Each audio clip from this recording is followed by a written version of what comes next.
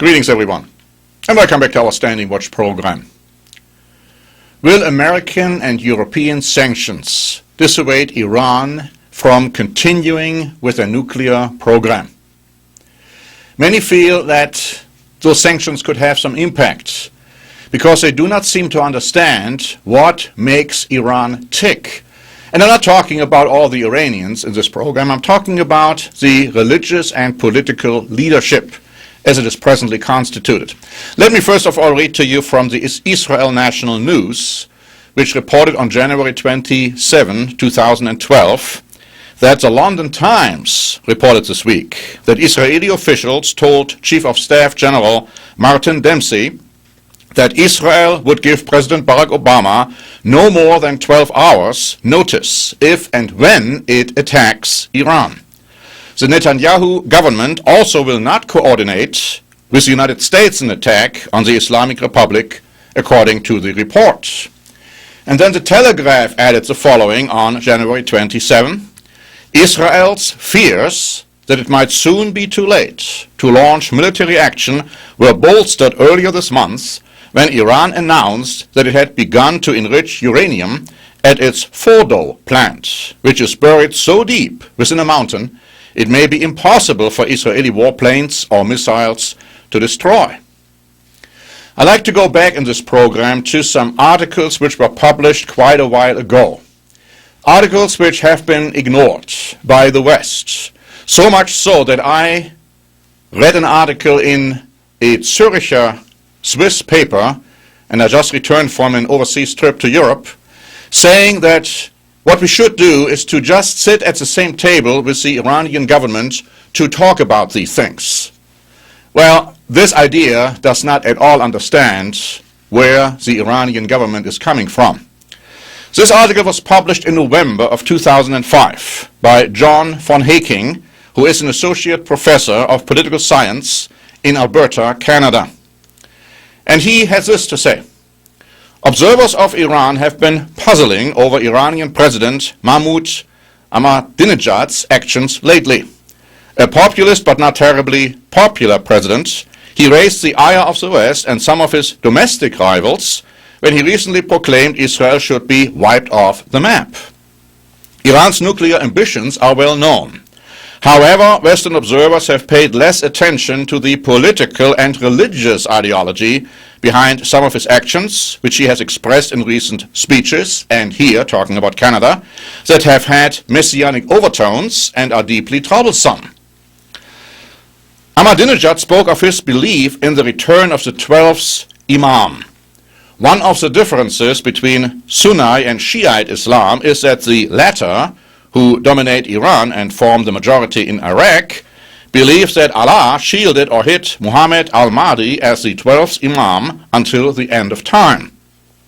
Shiites expect the 12th Imam to return to save the world when it had descended into chaos. That's important to understand. First, the world has to be in chaos. Then the Mahdi comes to quote-unquote save the world and establish fundamental Islam. It goes on to say, some reports state that cabinet ministers must sign a formal pledge of support for the 12th Imam. And then the article continues to warn. Western observers need to be able to understand the ideological and religious overtones of the current situation in Iran. Ahmadinejad's peculiar references to the 12th Imam are no mere eccentricity to be taken lightly. They have been taken lightly. They have been totally ignored. That's why the West doesn't understand why Iran is doing what it's doing. Der Spiegel Online wrote in June of 2009, to understand what motivates the Iranian president, it is important to examine the deeply religious ideas. The so-called Mahdists around Ahmadinejad believe that their 12th Imam disappeared from the face of the earth in the 9th century because Allah the Almighty hid him to put mankind to a test. They also believe that this 12th Imam or Mahdi will return to the earth. The Mahdi will create a paradise on earth for believers and condemn blasphemers to eternal damnation.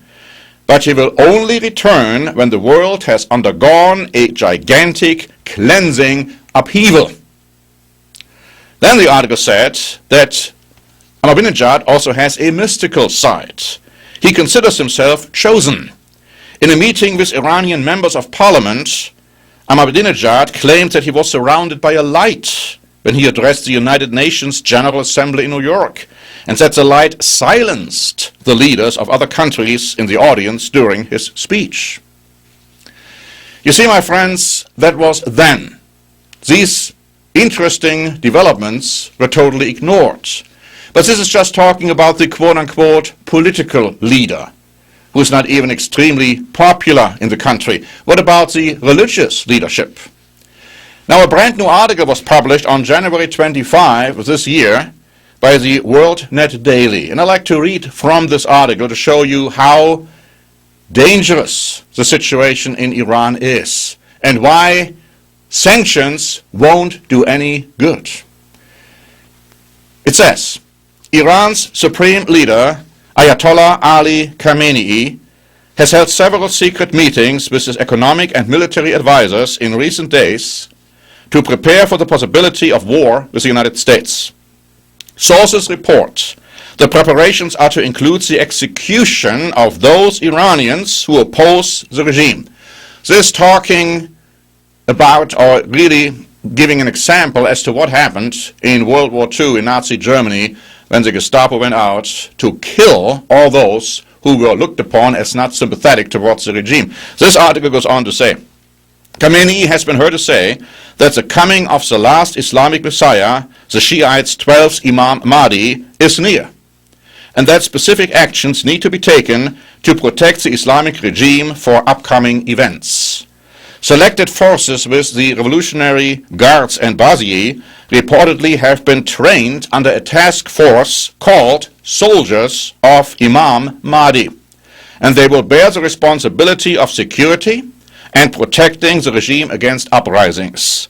Many in the Guards and Basij have been told that the 12th Imam is on earth, facilitated the victory of Hezbollah over Israel in the 2006 war, and soon will announce publicly his presence after the needed environment is created. Journalists, writers, and publishers who are deemed to be against the regime would be arrested and punished. Even high religious authorities who do not fully support Khamenei will be put under surveillance and dealt with if they become outspoken about the direction of the country. Several journalists already have been arrested in the past week.